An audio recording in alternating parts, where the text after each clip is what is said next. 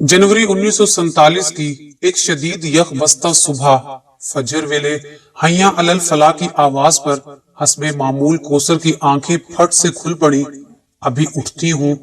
उसने करवट बदलकर तकिया मुंह पर रख लिया। शदीद तरीन सर्दी में इतने सवेरे बिस्तर से निकलने का तस्वुर ही सुहाने रूह है, मगर आजान के कलमात ने उसे बिस्तर से निकलने पर हस्बे मामूल मजबूर कर दिया। वो जल्दी से दुपट्टा सर पर लपेटती बाहर निकली। बरामदे के दरवाजे की कुंडी खोलकर बाहर सहन में निकल आई। मस्जिद से आजान की आवाज भी जारी थी, और ये आवाज किसी और की नहीं, उसके अब्बा जी की थी। उसके अब्बा मोहल्ले की मस्जिद के मुअज्जिन थे और घंटा भर पहले ही वजू करके मस्जिद रवाना हो चुके थे। कौसर ने जल्दी जल्दी आस्तीनें चढ़ाई और सहन में रखे लकड़ी के पीढ़े पर बैठकर वजू करने लगी। ठंडे यख पानी ने जैसे उसके हाथ पांव जमा दिए। कदरे परे रखी लकड़ी की चौकी पर तय करके रखी जाए नमाज को उसने सीधा किया और उस पर नमाज पढ़ने लगी। सर्दी से उसके बाकायदा दांत बज रहे थे। स्टोर में गंदम की बोरी की आड़ में कई घंटों में छुपा वजूद कब से उसका जायजा ले रहा था। उसने अपना चेहरा स्याह कपड़े में छुपाया हुआ था। कौसर ने नमाज पढ़कर दुआ के लिए हाथ उठाए। जाए नमाज तय करके उसने दोबारा अपने कमरे का रुख किया। अम्मी और दादी के कमरे का दरवाजा अभी बंद था।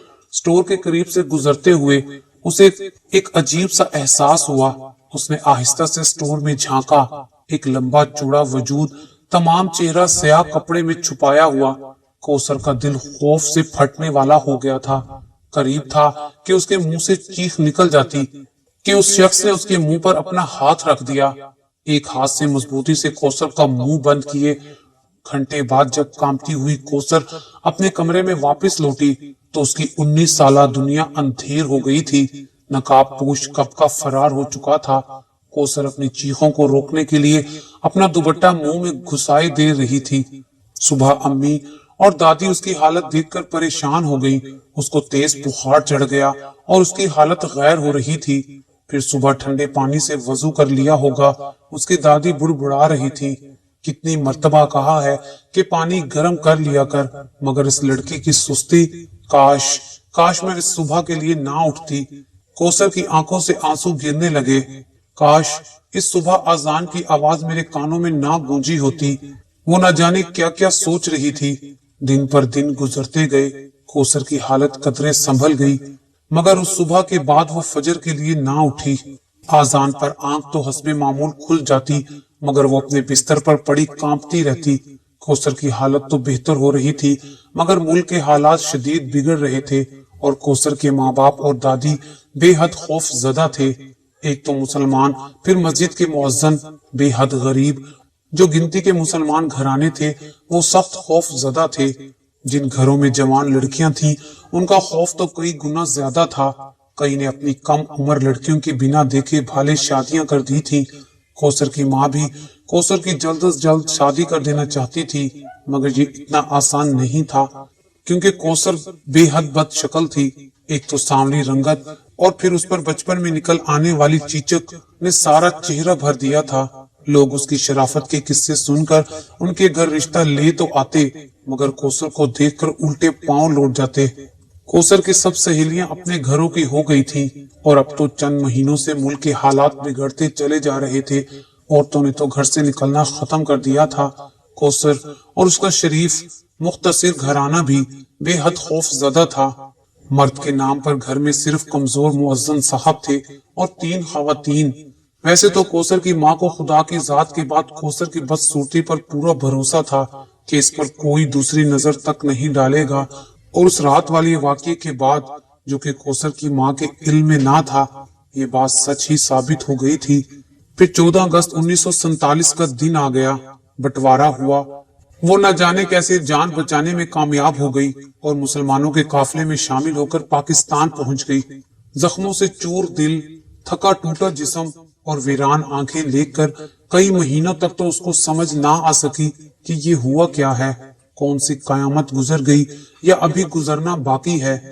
मगर फिर आहिस्ता आहिस्ता जैसे तैसे हस्बे दस्तूर जिस्म के जख्म भरने लगे और दिल के भी। भूख भी लगने लगी और नींद भी आने लगी। شروع میں تو آدھی رات کے بعد ڈراؤنے خوابوں والی، پھر بھرپور۔ کسی اسکول کی عمارت تھی جس کو بے سہارا مہاجر لڑکیوں اور عورتوں کا کیمپ بنایا گیا تھا۔ کوثر جس عورت کی کہانی سناتی اس کو لگتا سب سے زیادہ تکلیف اس نے اٹھائی ہے، مگر اگلی کی کہانی اس سے کہیں بڑھ کر اذیت ناک ہوتی۔ کئی لڑکیاں کنواری تھیں، کئی کے ساتھ ان کے بچے، سب اپنوں سے بچھڑی ہوئی تھیں، کئی کے اپنے گم شدہ تھے۔ کوثر اس اعتبار سے بالکل مطمئن تھی، اس کے آگے پیچھے کوئی نہیں تھا، کوئی گم شدہ نہیں تھا۔ ابا، اماں، دادی سب خوش تھے، اچھی جگہ تھے۔ کوثر کو اکثر خواب میں نظر آتے تھے۔ مہینوں پر مہینے گزر گئے، کئی خوش نصیب عورتوں کے بچھڑے رشتہ دار ان کو آ کر لے گئے، کئی لڑکیوں کو کیمپ میں ہی رشتے آ گئے اور وہ چند کپڑوں میں رخصت ہو گئیں۔ بہت سے لوگ کوثر کا رشتہ بھی لے کر آئے، مگر انتہائی نیک دل بے لوث ہونے کے باوجود کوثر کا چہرہ دیکھ کر چپ چاپ لوٹ گئے یا کیمپ کی کسی اور خوبصورت لڑکی کو بیاہ کر لے گئے۔ کوثر کے لیے یہ صورتحال نئی نہیں تھی، وہ اس اذیت سے کئی مرتبہ گزر چکی تھی۔ میری شادی نہیں ہو سکتی، اس نے خود کو سمجھا لیا تھا۔ پھر ایک دن کیمپ کی کرتا دھرتا باجی نسیمہ نے اس کو اپنے کمرے میں بلوایا۔ جی باجی، کوثر کے ان کے قریب جا کر بیٹھ گئی۔ کیسی ہو کوثر؟ فرشتہ صرف نسیمہ نے پیار سے کوثر کے گہرے سانولے چہرے پر نظر ڈالی۔ ٹھیک ہوں باجی۔ کوثر کے ہونٹوں پر پھیکی مسکراہٹ دوڑ گئی۔ کتنی عمر ہو گئی ہے تمہاری بیٹی؟ نسیمہ نے پیار سے پوچھا۔ جی کوئی 21 سال۔ کوثر نے انگلیوں پر حساب لگایا۔ تو کیا خیال ہے اب تمہیں اپنے گھر کا نہ کر دیا جائے؟ مگر کوثر کی آنکھوں میں کئی منظر گھوم گئے جب کئی رشتے لانے والے اس کو دیکھ کر واپس لوٹ گئے تھے۔ اب ایسا نہیں ہوگا۔ نسیمہ باجی اس کا سوال بنا سننے بھانپ گئی۔ انہوں نے تم کو دیکھ کر پسند کیا ہے۔ جب 14 اگست کو ہم نے پاکستان کی سالگرہ کا جشن منایا تھا اور بہت سے لوگ جمع ہوئے تھے، تب تم کسی کو اتنی اچھی لگی کہ انہوں نے تمہارا رشتہ بھیج دیا۔ کوثر بے ہوش ہونے والی ہو گئی۔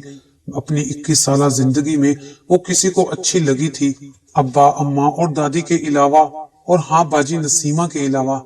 میں نے بھی اچھی طرح چھان بین کرا لی ہے، بہت اچھا لڑکا ہے، پیسے والا ہے، بس تمہاری ہاں کا انتظار ہے۔ کوثر نے کچھ شرم اور کچھ حیرت سے نظریں جھکا لی۔ کیمپ کے عقب میں بنے بڑے سے میدان میں شادی کا پنڈال سجا ہوا تھا۔ ویسے تو کیمپ میں کئی مرتبہ شادی کی تقریب ہو چکی تھی، مگر آج تو جیسے رنگ ہی الگ تھا، کیونکہ آج شادی کا سارا انتظام کوثر کے ہونے والے بے حد امیر دلہا کی طرف سے کیا گیا تھا۔ مہمانوں کے بیٹھنے کا شاندار انتظام اور ان کی ضیافت کے لیے بہترین کھانے اور کوثر کا جوڑا اور زیور جو دیکھتا کوثر کی قسمت پر رشک کرنے لگتا۔ اور سب سے قابل رشک چیز تو ایسی تھی کہ لڑکیاں در حقیقت ہاتھ کاٹنے والی ہو گئیں۔ جی ہاں، بے حد خوبرو نوجوان عالی شان کوثر کا دلہا کسی مرد پر دوسری نظر نہ ڈالنے کے شرعی اصول پر سختی سے کاربند باجی نسیمہ کی پہلی نظر اس قدر طویل ہو گئی کہ احساس ہونے پر انہوں نے گھبرا کر دلہا سے نظر ہٹا لی اور زیر لب ماشاء اللہ کئی بار دہرایا۔ کوثر قیمتی سرخ جوڑے میں اس قدر معمولی لگ رہی تھی کہ میک اپ کرنے والی نے تھک کر ٹھنڈی سانس بھری۔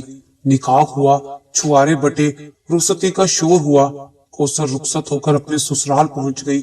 اپنے سجے سجائے کمرے میں بیٹھ کر اپنے مہندی لگے سانولے ہاتھوں کو دیکھتی نہ جانے کیا کیا سوچے جا رہی تھی۔ اس کا بچپن، جوانی، سہیلیاں اور پھر وہ خوفناک صبح۔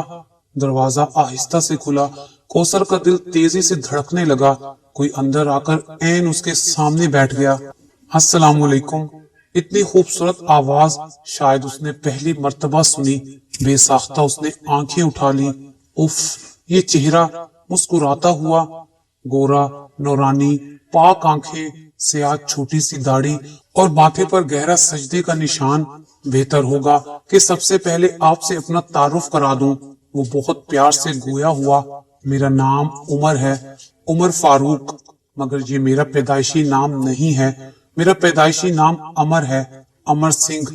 کوثر نے دوبارہ گھبرا کر نگاہیں اٹھائیں۔ گھبرائی نہیں، وہ جیسے اس کا سوال سمجھ گیا۔ میں اب مسلمان ہوں، پکا سچا مسلمان، جیسے آپ ہیں۔ میں آپ کو ایک کہانی بلکہ ایک واقعہ سناتا ہوں۔ عمر نے کھنگار کر گلا صاف کیا۔ 2.5 سال پہلے مجھے ایک مشن سونپا گیا۔ اپنے محلے کے تمام امیر گھرانوں میں ڈاکہ ڈالنے کا مشن۔ میں رات بھر ایک گھر میں چھپا رہا، پھر نیم اندھیرے میں ایک بزرگ کمرے سے نکلے۔ تیزی سے انہوں نے آستینیں چڑھائیں اور ٹھنڈے پانی سے وضو کیا، شدید ترین سردی میں، اور گھر سے نکل گئے آذان دینے۔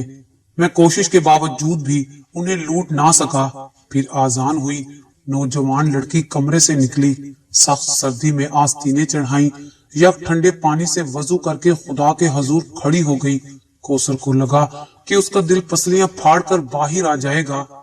میں اس گھر میں ڈاکہ ڈالنا چاہتا تھا، لیکن اس لڑکی کو دیکھ کر میں چھپا رہا اور اس نے اپنی نماز مکمل کر لی۔ پھر میں شیطان کے بہکاوے میں آ گیا اور اس لڑکی کے ساتھ وہ سب کچھ کر دیا جو میں نہیں کرنا چاہتا تھا۔ کوثر کی آنکھیں جھک گئیں اور اس کے آنسو گرنے لگے۔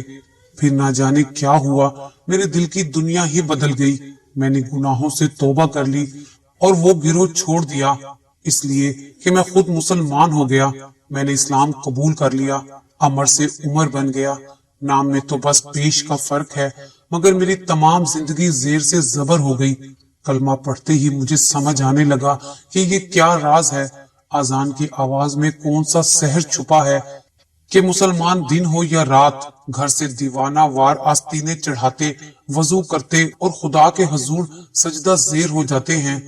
وہ کون سی پکار ہے جو کہ خدا کی طرف سے ہوتی ہے اور بندہ ہاتھ باندھ کر اس کے سامنے حاضر ہو جاتا ہے۔ عمر نے کوثر کی طرف پیار بھری نظر ڈالی۔ میں نے خدا سے اپنے اس گناہ کی بہت معافی مانگی۔ میں نے خدا سے عرض کی کہ اگر اس نے میری توبہ قبول کی تو تم مجھے نظر آ جاؤ۔